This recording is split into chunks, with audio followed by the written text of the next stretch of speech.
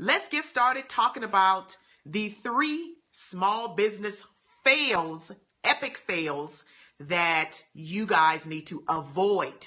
Now, all of us, we're growing and moving along our entrepreneurial small business journey, and there's always lessons and everything that we're going to have to learn.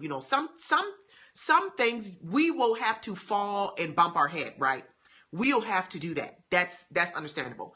But there are other things that we don't necessarily have to go through. We can learn that lesson just by learning that lesson from somebody else. So I'm going to talk to you guys about the 3 fails that I see small business owners making. And I want all of us to avoid these things, right? So our first one is failing to organize. As a small business owner, as an entrepreneur, as a side hustler, as a whatever you call yourself, if you're not organized, you won't be able to grow. If you're not tracking your income and expenses, if you're not tracking deadlines and due outs, if you're not documenting your processes, you're not going to be able to grow the way that you want. Once we start a business, everybody always just focuses on, I need customers. Give me the customers. Give me the cash. Give me the clients. That we want sales, sales, sales, right?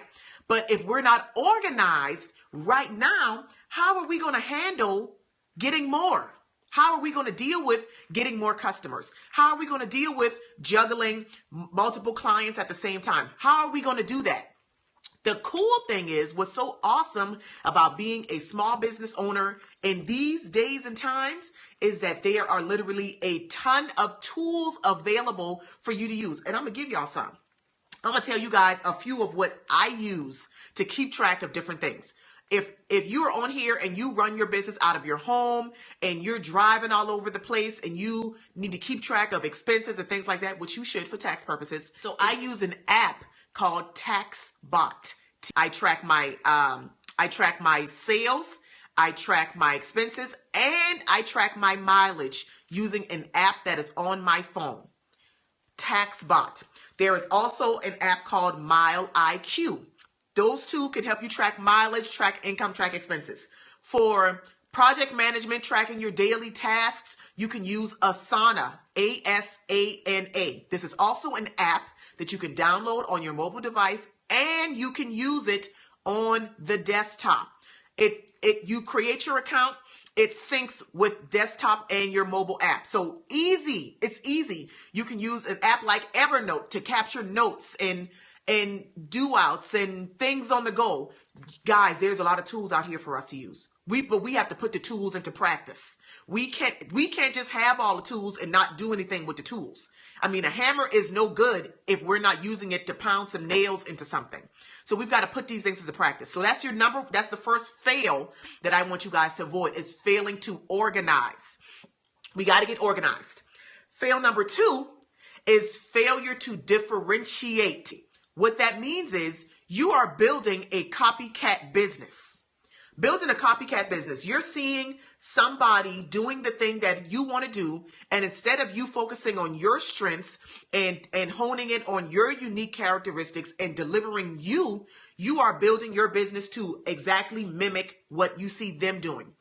That's a recipe for disaster. So, because if your business looks exactly like her business and you guys sell exactly the same thing, why would I buy it from you, whom I don't know, when I could just buy it from her, who's been around for significantly longer? We see other people succeeding and we see them winning, and we think all I need to do is just follow what they are doing. That is not true. What works for them because it's them.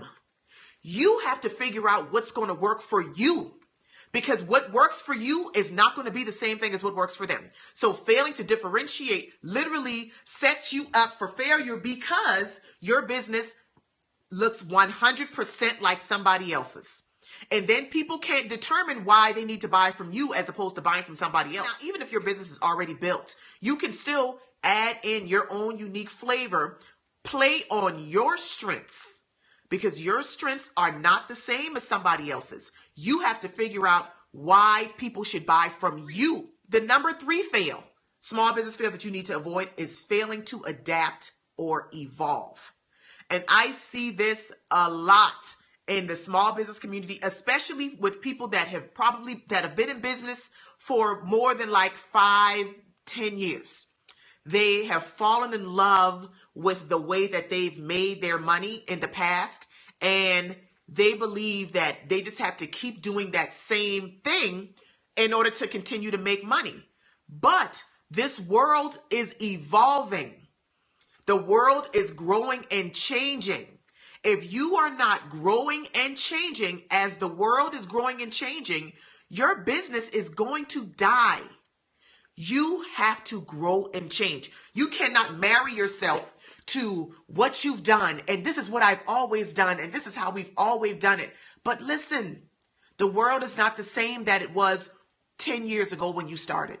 It's not the same. So if you are not growing and changing and evolving as the world is growing and changing and evolving, your business is going to cease to exist. You are going to be lapped by your competition. You are going to be lapped by the businesses that are coming up now that are using these tools and using the internet for what it is from day one. You are going to be lapped. To the people that are sitting back and saying, oh my gosh, this internet thing, it's just going to go away soon. I'm sorry to tell you, but you are wrong. I am sorry to tell you. And if you do not adapt the way that you operate to the way that the world operates, the way that forget the world. Let's talk about your customers. If you don't adapt your business to the way that your customers, your potential customers operate, you're going to cease to exist. Like, you're going to see your sales go further and further and further, lower and lower and lower, because your customers' behaviors are changing. And if you are not changing your business to adapt to the way that your customers' behavior is changing, I don't know. I don't know. I don't know what to tell you. People are literally getting on Google 1,000 times a day to look for information. Does anybody have encyclopedias in their house anymore? Everybody's going to Google. We have to adapt. We have to adjust to the times. We have to adapt. That is the third and probably the most important fail that I want you guys to avoid. Failing to adapt your business to the world that we live in right now is a recipe for disaster for you.